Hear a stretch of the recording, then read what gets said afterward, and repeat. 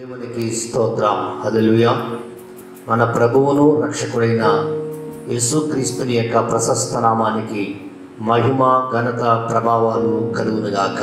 ఆమేన్. క్రీస్తునందు ప్రియులారా, గతించిన దినాలు శ్రేష్టమైనవి.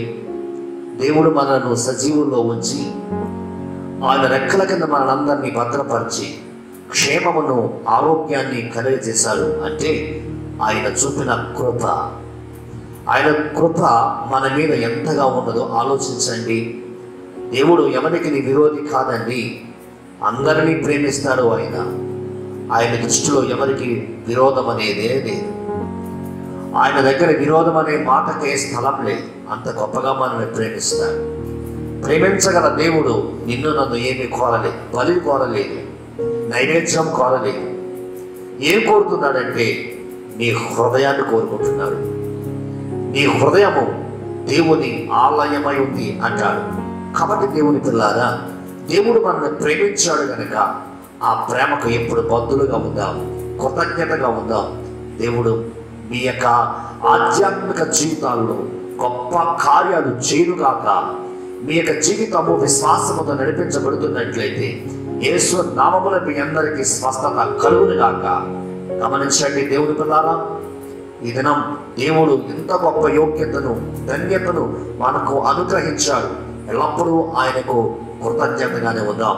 వాక్యం విన్నామండి, వాక్యం విన్నాం. దేవుడు మనతో మాట్లాడుతున్నాడు. ఆయన మాటలో స్వస్థత ఉంది, ఆయన మాటలో విడుదల ఉంది, ఆయన మాటలో ఆరోగ్యం ఉంది. ఆయన మాట మాట్లాడితే చాలు దయ్యాలు పారిపోతాయి. అలాంటి గొప్ప దేవుడు మన మధ్యన ఉన్నాడు. వాక్యం చదువుకొని దేవుని మాటలు వినాలని నేనైతే ఆశపడుతూ ఉన్నాను. చదువుదాం, చూడండి. పరిశుద్ధ గ్రంథం ఉన్న వాళ్ళందరూ తెరవండి. నా మాటలు చూస్తున్న వింటున్న వాళ్ళందరూ బైబిల్ దగ్గర పెట్టుకుని కొంచెం సమయం నాతో ఏకీభవించండి. దేవుని స్తుతించడానికి దేవుడు మన జీవితాల్లో గొప్ప కార్యము చేయునుగాక. ఆమేన్. చదువుదాం, చూడండి. పరిశుద్ధ గ్రంథం నుంచి యోహాను సువార్త 5వ అధ్యాయము 1వ వచనం నుంచి 9 వచనాలు చదువుదాము. జాగ్రత్తగా మీరందరూ నాతో ఏకీభవించాలని ప్రభు పేరట మీ అందరికీ నేను మనవి చేస్తున్నా. యోహాను సువార్త 5వ అధ్యాయము 1వ వచనం నుంచి 9 వచనాలు నేను చదువుతున్నా. అటు తరువాత యూదుల పండుగ ఒకటి వచ్చెను గనుక యేసు యెరూషలేమునకు వెళ్ళెను. యెరూషలేములో గొర్రెల ద్వారము దగ్గర హెబ్రీ భాషలో బేతస్తా అనబడిన ఒక కోనేరు కలదు. దానికి 5 మంటపములు కలవు. ఆయా సమయాలకు దేవదూత కోనేటిలో దిగి నీళ్లు కదలించుట కలదు. నీరు కదలింపబడిన పిమ్మట మొదట ఎవరు దిగునో వాడు ఎట్టి వ్యాధి గలవాడైనను బాగుపడను. కనుక ఆ మంటపములలో రోగులు, గుడ్డివారు, కుంటివారు, ఊత కాలు చేతులు గలవారు గుంపులుగా పడి ఉండేది. అక్కడ 38 ఏళ్ల నుండి వ్యాధి గల యొక్క మనుష్యుడు నేను. యేసు వాడు పడి ఉండడు చూచి వాడప్పటికీ బహుకాలము నుండి ఆ స్థితిలో నున్నాడని ఎరిగి స్వస్థపడగోరుచున్నావా అని వాని అడుగగా ఆ రోగి, అయ్యా, నీళ్లు కదిలింపబడినప్పుడు నన్ను కోనేటిలోనికి దించుటకు నాకు ఎవరనూ లేరు కనుక నేను వచ్చినంతలో మరియొకరు నాకంటే ముందుగా దిగునని ఆయనకు ఉత్తరమిచ్చింది. యేసు, నీవు లేచి నీ పరుపెత్తుకొని నడువమని వానితో చెప్పగా వెంటనే వారు స్వస్థత నుండి తన పరుపెత్తుకుని నడిచెను. దేవునికి స్తోత్రం. ప్రార్థన చేసుకుందామండి. దయచేసి తల వంచాలని ప్రభు ప్రార్థన చేస్తున్నా. ప్రేమగల తండ్రి, మహోన్నతుడైన దేవా, సర్వాధికారి, మీకు స్తోత్రాలు చెల్లిస్తున్నాను.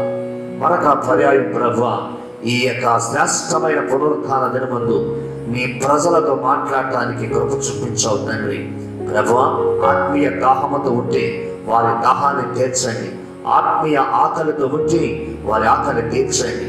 నీ విలువైన శ్రేష్టమైన పరలోకపు పరిశుద్ధ వర్తమానము ద్వారా వారి ఆకలిని దాహాన్ని తీర్చి సంతృప్తి పరచండి. వింటున్న ఈ మాటలు విన్న వారందరికీ యేసు నామమున మేలు కలుగునుగాక. చూస్తున్న వారందరికీ యేసు నామమున శాశ్వతమైన మేలు కలుగునుగాక. కార్యాలు జరగండి. ప్రతి విధమైన శోధనల నుంచి ఈ లేఖనముల ద్వారా విడుదల కలుగును గాక. ఈ లేఖనముల ద్వారా ప్రతి విధమైన రోగము నుంచి యేసు నామములో విడుదల స్వస్థత కలుగును గాక. మీ నామం మహిమపరచబడాలి, కార్యం జరిగించమని ఈ దాసుని ప్రార్థనకు ప్రతిఫలము దయచేయమని యేసుక్రీస్తుని యొక్క ప్రశస్త నామములో ప్రార్థిస్తున్నాను పరమ తండ్రి, ఆమేన్. చదవబడిన లేఖనాలు చాలా శ్రేష్టమైనవి. ప్రపంచానికి ఒక పాట ఉంది, యెరూషలేములో బెతస్దాను కోనేరు కలదు అని. ఆ కోనేరు దగ్గర గుంపులు గుంపులుగా పడిన రోగుల గురించి అని, 38 ఏళ్ల నుంచి పడిన రోగిని గురించి అని మనం అందరం పాడుకుంటూ ఉంటాం. ఆ పాటని మరి యోహాను సువార్త 5వ అధ్యాయంలో మనం చూస్తూ ఉంటాం. దేవుని పిల్లారా, దేవుని యొక్క వాక్యము ఆయన ఈ లోకమునకు దిగి వచ్చినటువంటి సందర్భంలో 33.5 సంవత్సరాలు జీవించిన కాలంలో జరిగినటువంటి సంగతులను భక్తుడైన యోహాను వ్రాస్తున్నాడు. ఆయనను లోకము వెంబడించాలని ఆశతో వచ్చాడు. ఆయనను లోకమంతా గ్రహించాలని ఆశతో వచ్చాడు. ఆయనను లోకమంతా ఒప్పుకోవాలని ఈ లోకానికి వచ్చినవాడు. ఆయనను లోకమంతా యేసే రక్షకుడు అని గ్రహించాలని ప్రభు ఈ లోకానికి వచ్చిన దినాలలో జరిగిన సంగతిది. యెరూషలేములో ఒక పండుగ జరుగుతున్నది. ఆ పండుగకు యేసు ప్రభువు వారు కూడా వెళ్ళారు. దేవునికి స్తోత్రం.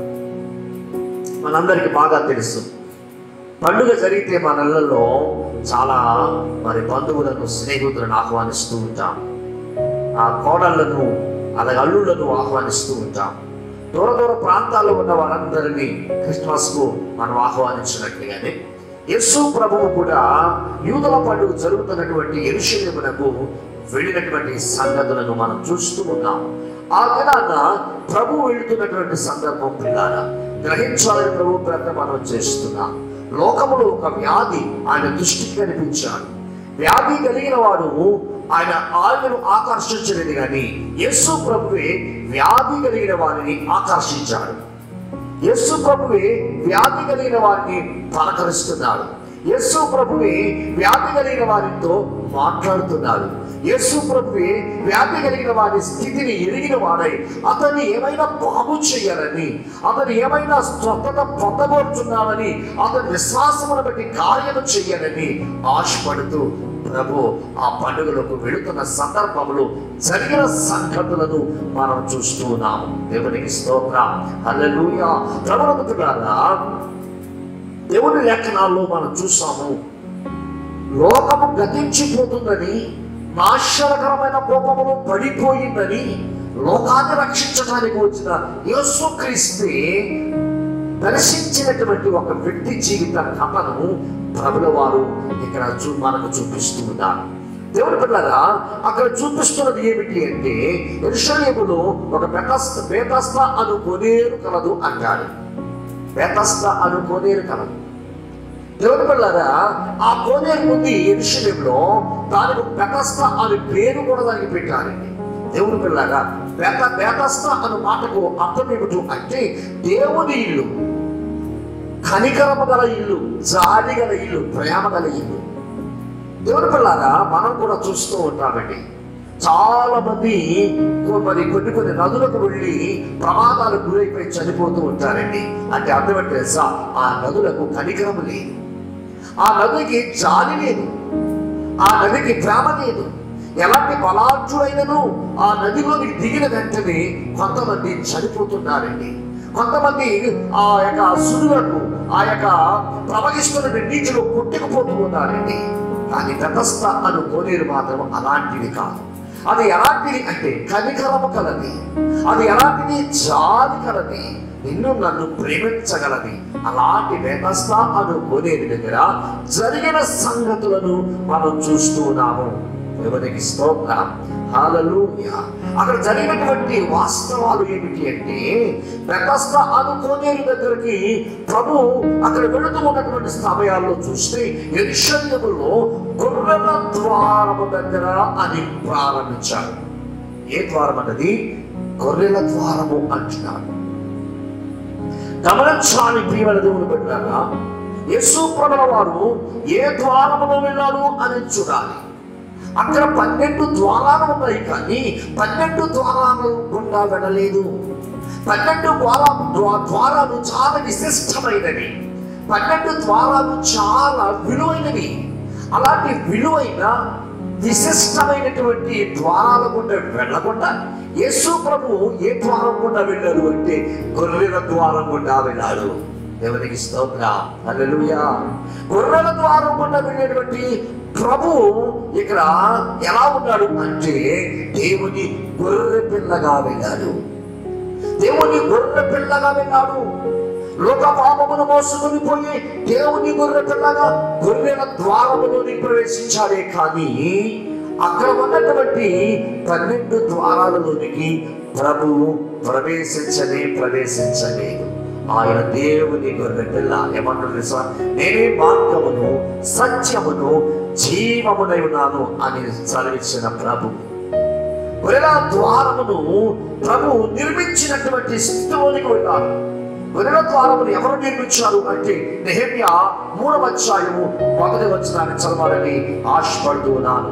ప్రధాన యాజకుడైన ఎల్యాషీమును అతని సహోదరులైన యాజకులు లేచి గొర్రెల బొమ్మను కట్టి ప్రతిష్ఠించి తలుపులు నిలిపిరి. అన్నయ్య గోపురము వరకును అనన్యేలు గోపురము వరకును ప్రాకారములు కట్టి ప్రతిష్ఠించిరి. దేవునికి స్తోత్రం, హల్లెలూయా. దేవుని పిల్లగా ఇక్కడ ఎవరు నిర్మిస్తున్నారు అనేది మనం చూస్తున్నాం. ప్రధాన యాజకుడైన ఎల్యాషీమును అతని సహోదరులను యాజకులను లేచి గొర్రెల బొమ్మలను కట్టి ప్రతిష్ఠించారు. అలాంటి కట్టబడినటువంటి యాజకుడు కట్టబడినటువంటి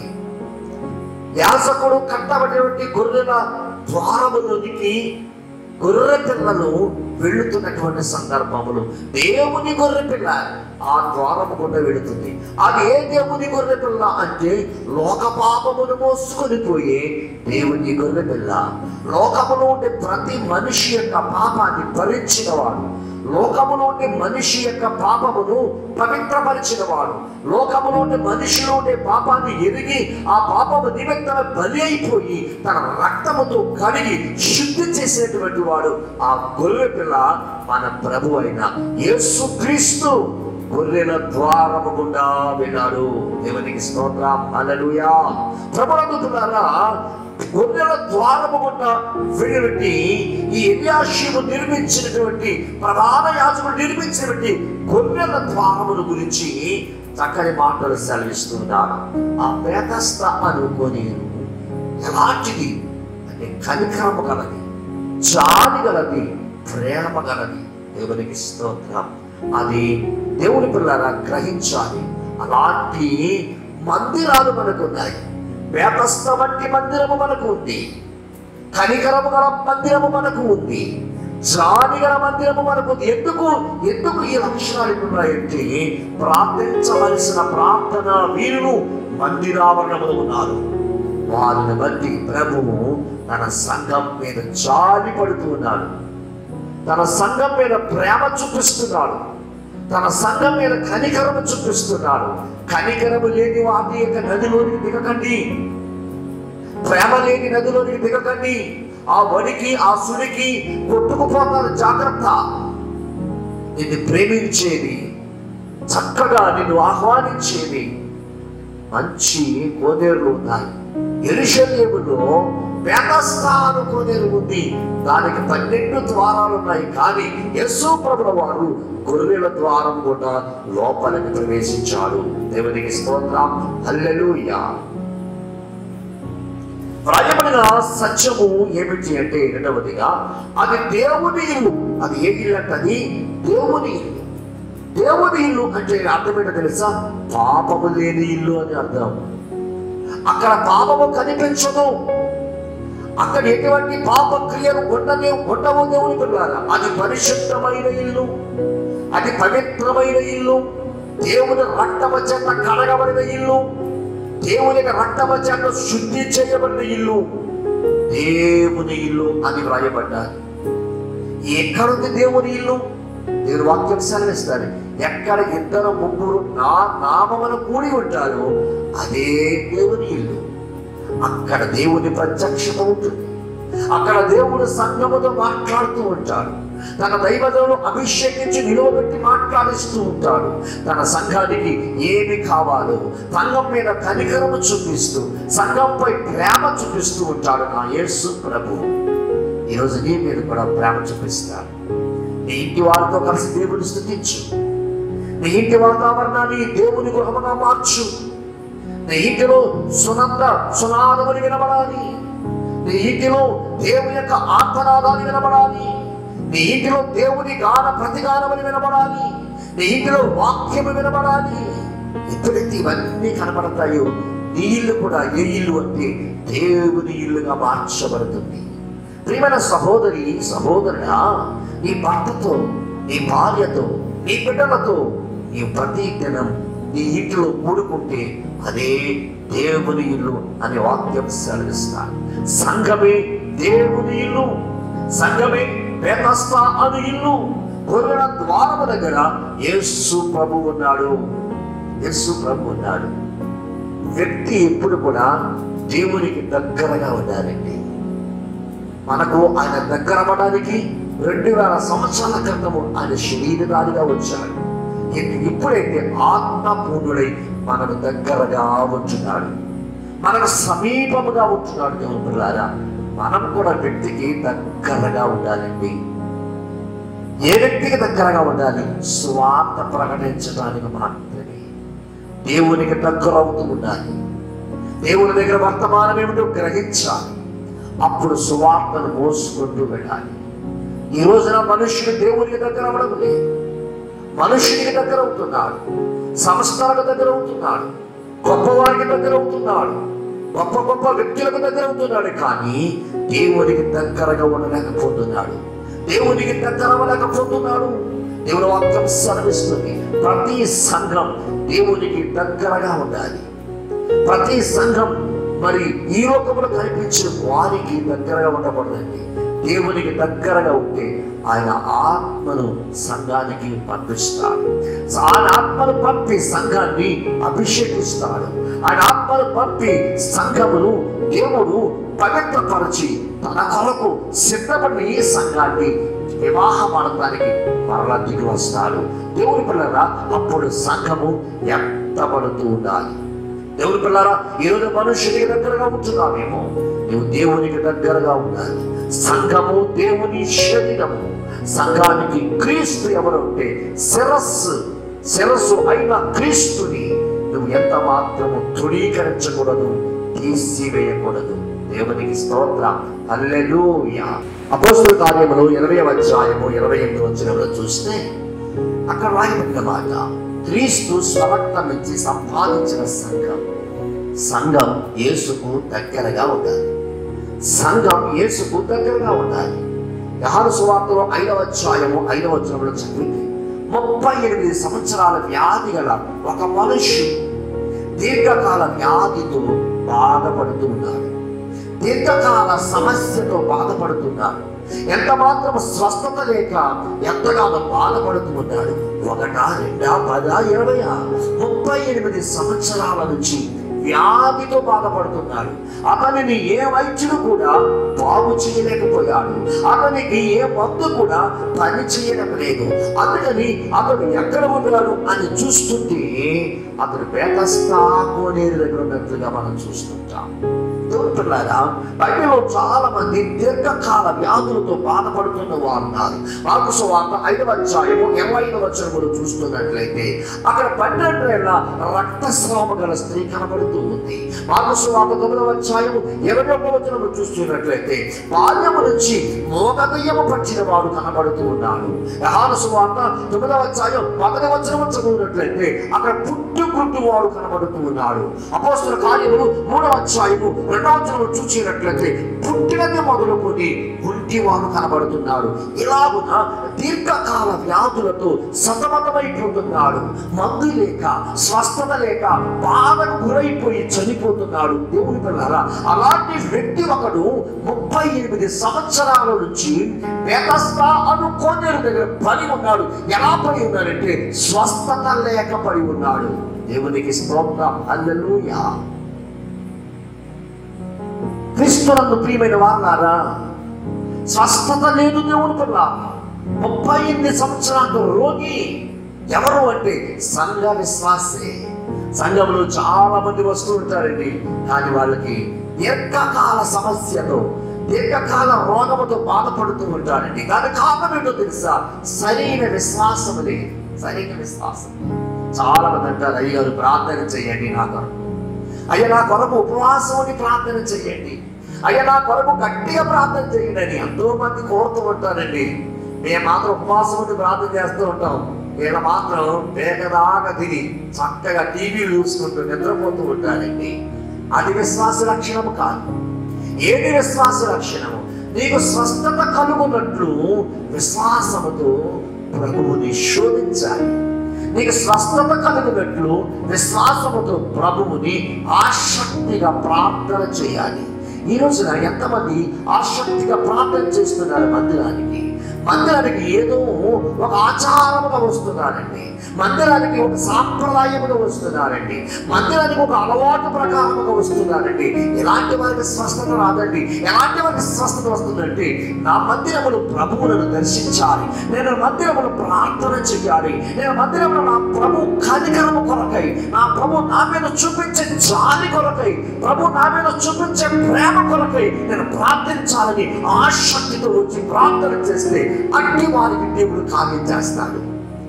ఈ రోజున నువ్వు దేవుని మందిరానికి వచ్చి ఎలాంటి ప్రార్థన చేస్తున్నావు? దేవుని మందిరములో దేవుని నీ మీద కనికరము చూపించగల ప్రార్థన చేయాలి. 38 సంవత్సరాల రోగి సంఘ విశ్వాసే కానీ, సంఘములో ఉన్నాడు కానీ, సంఘములో పెరుగుతున్నాడు కానీ, సంఘ ఆరాధనకు క్రమం తప్పకుండా వస్తున్నాడు కానీ అతనికి ఏమి లేదు అంటే స్వస్థత లేదు. ఇది చాలా మంది విశ్వాసులు స్వస్థత లేక చనిపోతున్నారండి. ఎందుకు చనిపోయారంటే చాలా సంవత్సరాల నుంచి రోగం లేదనికి, చాలా సంవత్సరాల నుంచి రోగము లేదు. ఏ రోగము? శరీర రోగముల గురించి ప్రభు మాట్లాడతలేదు. ఆత్మ సంబంధమైన రోగం. ఈనాడు ఆత్మ సంబంధమైన రోగం విశ్వాసులు రహస్యముగా వెంటాడుతుంది, రహస్యముగా పాకిపోయింది. నరనరాలు రహస్యమైన వ్యాధి, హృదయమునున్న ఘోరమైన వ్యాధి, అంతరంగమునున్న నలిపే వ్యాధి, మరణానికి గురి చేసే వ్యాధి ఈ రోజు కనబడుతున్నాయి. దేవుని పిల్లలు గ్రహిస్తున్నారా? నీ అంతరంగమున రోగము, నీ అంతరంగమున భయంకరమైన రోగము, నీ అంతరంగమున స్వస్థత లేని రోగము పోవాలి అంటే దేవుని సన్నిధికి రావాలి. దేవునికి స్తోత్రం, హల్లెలూయా.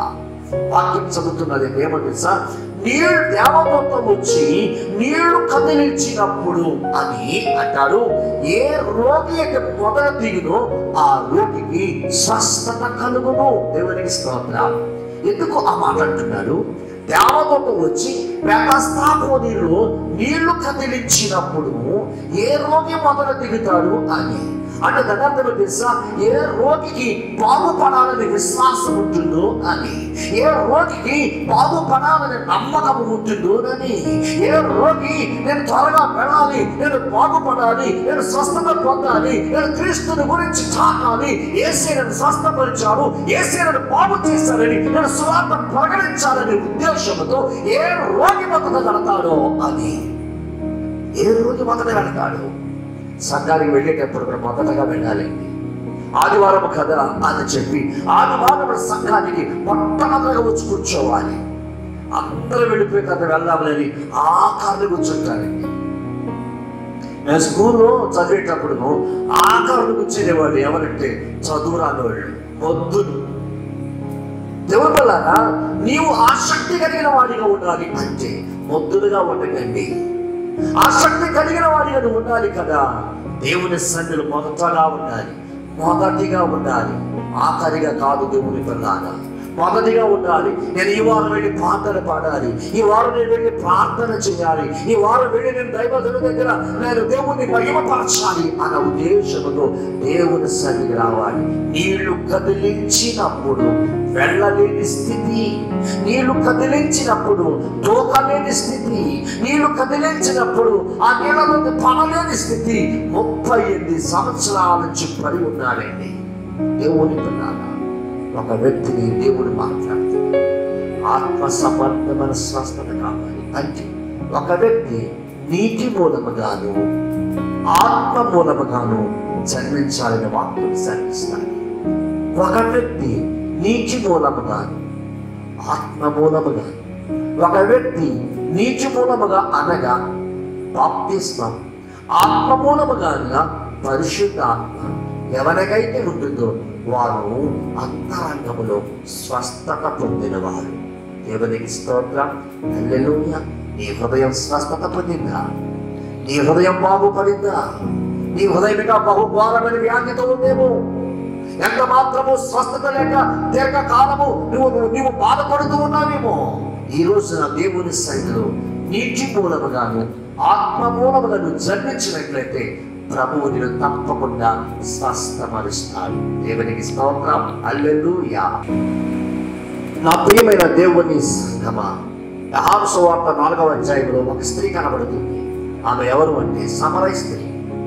సమరయ స్త్రీ యేసు ప్రభు దగ్గరికి వచ్చి, అయ్యా నీవిచ్చి నీళ్లు తాగని ఆశపడుతున్నాను అని. దేవుని పిల్లారా, నీళ్లు వాక్యమునకు సాదృశ్యమైంది. సంఘములో వాక్యము ఉండాలి. సంఘములో వాక్యము చేత ప్రతి వ్యక్తి కదిలించబడుతూ ఉండాలి. ఏ వ్యక్తి అయితే వాక్యము ఆసక్తిగా విని కదిలించబడతారో ఆ వ్యక్తి మీద పరిశుద్ధాత్మ అను వరమును దేవుడు ఇవ్వడానికి ఆశపడతారు. యోహాను సువార్త 7వ అధ్యాయము 37వ వచనం అంటాడు కదా, నా యొద్దకు వచ్చి దప్పిక తీర్చుకుని అంటాడు.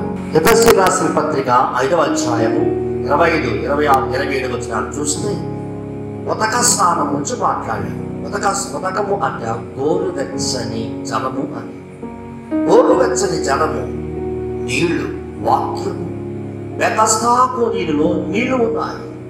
బెతస్దా కోనేరులో సమృద్ధి నీళ్లు ఉన్నాయి. సమృద్ధిగా వాక్యం ఉంది. సమృద్ధిగా వాక్యం ఉంది. వాక్యమున్న సంఘములు పెరగాలి. నువ్వు వాక్యమున్న సంఘములు ఎదుగుతూ ఉండాలి. వాక్యమున్న సంఘములో విశ్వాసిగా ఉండాలి. వాక్యమున్న సంఘములో నువ్వు బలమైన విశ్వాసిగా ఎప్పుడైతే ఉంటావో ప్రభు యొక్క వరములను నువ్వు పొందుకుంటావు. దేవుని యొక్క వరములను అనుభవిస్తావు. దేవుని వాక్యం సెలవిస్తుంది, బెతస్దా అను సంఘములో నీళ్లు ఉన్నాయి. సంఘములో ఏముండాలంటే వాక్యం ఉండాలి. సంఘములో వ్యక్తి ఉండకూడదు. సంఘములో గొప్పవాడి గురించి మాట్లాడకూడదు. సంఘములో వ్యక్తుల గురించి మాట్లాడకూడదు. సంఘమునకు దేని గురించి మాట్లాడాలి అంటే వాక్యముల గురించే మాట్లాడాలి. సంఘమునకు సమృద్ధి అయిన వాక్యము ఎప్పుడైతే ఉంటుందో అప్పుడే రోగికి విడుదల, స్వస్థత కలుగుతుంది. దేవునికి స్తోత్రం, హల్లెలూయా. ఎప్పుడైతే సమృద్ధి అయిన వాక్యము విశ్వాసిలో ఉంటుందో అప్పుడు పరిశుద్ధాత్మ పంపబడుతుంది. సంఘమునకు పరిశుద్ధాత్మ ఉండాలి. 38 సంవత్సరాల నుంచి పడిన రోగికి పరిశుద్ధాత్మ లేదు. సంఘములో ఉండాలి కానీ పరిశుద్ధాత్మ లేడు అంటే దాని అర్థం అతనిలో వాక్యము లేదు. ఏ వ్యక్తిలో వాక్యం ఉండదు, ఏ వ్యక్తిలో వాక్యము పని చేయదు, ఏ వ్యక్తి యొక్క వాక్యము వినడు, ఏ వ్యక్తి యొక్క వాక్యమును గురించి ఆసక్తిగా ఉండడు, అతను దీర్ఘకాల వ్యాధితో బాధపడవలసింది. పరిశుద్ధాత్మ ఉండదు. ఒక వ్యక్తికి పరిశుద్ధాత్మ ఉండాలంటే ఆ వ్యక్తిలో వాక్యం ఉండాలి. ఏ వ్యక్తిలో వాక్యం ఉండదు ఆ వ్యక్తికి స్వస్థత లేదు అని అర్థం. 38 సంవత్సరాల నుంచి పడిన వ్యక్తి ఆ కోనేరు దగ్గర, ఆ బెతస్దా కోనేరు దగ్గర నీళ్లు కదిలించినప్పుడు, వాక్యము కదిలించినప్పుడు, పరిశుద్ధాత్మ కదిలించినప్పుడు ఆ వ్యక్తికి స్వస్థత లేదు. ఎందుకు లేదు అంటే ఆ వ్యక్తిలో వాక్యము లేదు. ఆ వ్యక్తిలో వాక్యము లేదు. ప్రకటన గ్రంథము 22వ అధ్యాయం 17వ వచనం రాయబడింది, ఆత్మయు పెండ్లి కుమార్తెయు రమ్ము, ఆత్మ వెనుక పెళ్లి కుమార్తె ఉండాలి. ఎవరికి స్తోత్రం, హల్లెలూయా. ఆత్మ వెనుక పెళ్లి కుమార్తె ఉండాలి. ఆత్మ వెనుక పెళ్లి కుమార్తె నడుస్తూ ఉండాలి. నిర్వాక్యం సెలవిస్తుంది, పరిశుద్ధాత్మ కదిలించబడినప్పుడు విశ్వాసి దిగాలి. పరిశుద్ధాత్మ నీ మీదకి వచ్చినప్పుడు విశ్వాసి అనుభవించాలి.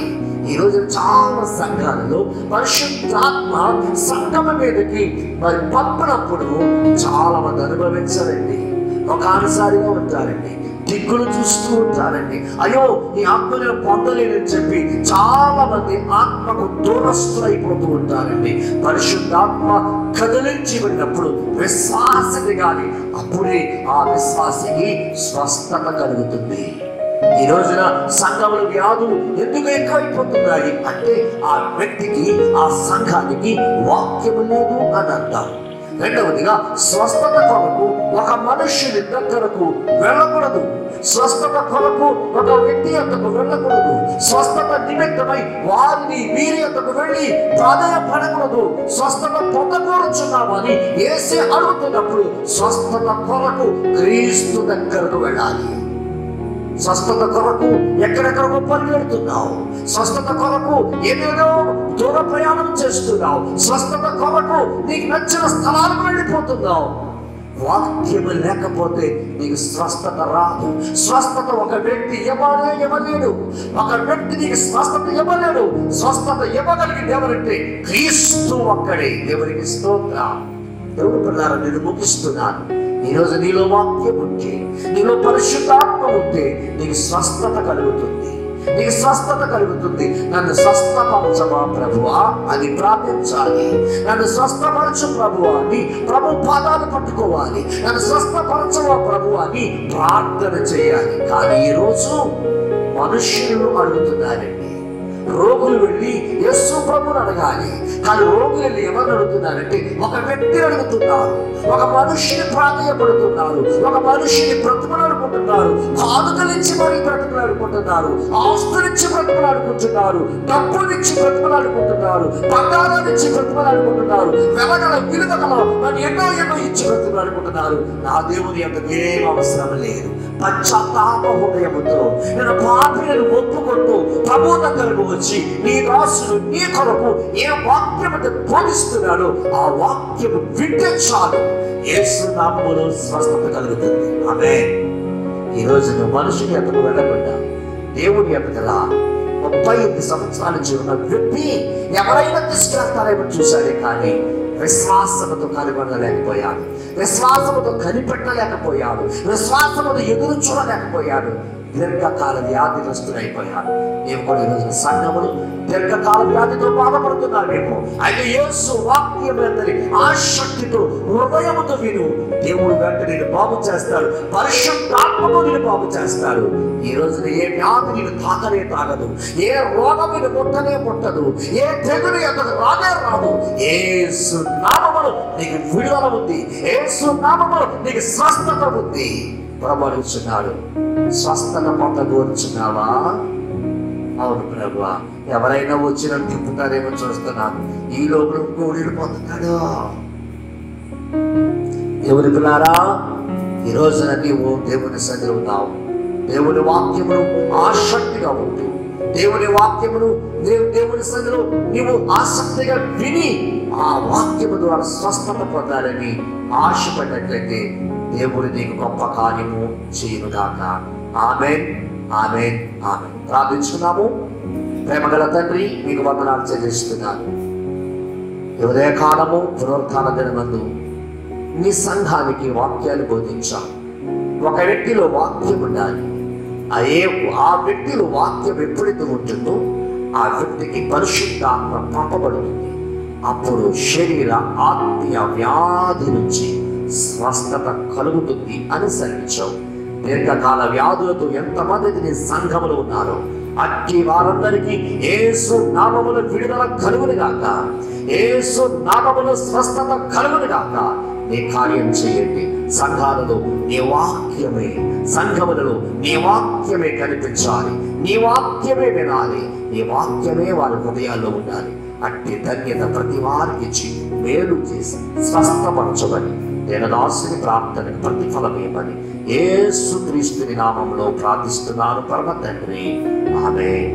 మన పరమ తండ్రి అయిన దేవుని ప్రేమయు, కుమారుడైన క్రీస్తు యేసుని కృపయు, పరిశుద్ధాత్మ దేవుని అన్యోన్య సహవాసము వాక్యము వింటున్న వీక్షిస్తున్న ప్రజలందరికీ సదాకాలము తోడైయుడును గాక.